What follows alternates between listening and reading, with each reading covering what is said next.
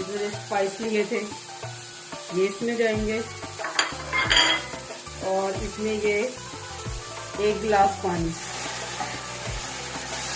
बस 1 गिलास पानी है। अब ये गाजरें और चुकंदर गल जाएंगे, फिर उसके बाद मैं आपको बताती हूँ इसका क्या करना है। ये मैंने इसमें पानी 1 गिलास डाल के इसे रख दिया। अभी इधर अच्छी तरह गाजरें गल जाती हैं, इसको हम थोड़ी देर के लिए पकने देते हैं। ये हमारी गाजरें जो उनकी हैं वो गल गई हैं, ये देखें गाजरें हमारी रेडी हो गई हैं। ये अभी हम इसको ना इसको ठंडा करेंगे और इसके बाद हम इसको ग्राइंड करेंगे। ये देखें कितनी अच्छी गल गई है, देखें इसको। अब इसको हम ग्राइंड करेंगे, जरा सी हल्की सी ठंडी होती है ना, फिर हम इसको ग्राइंड करते हैं। और इसमें से जो दालचीनी हमने डाली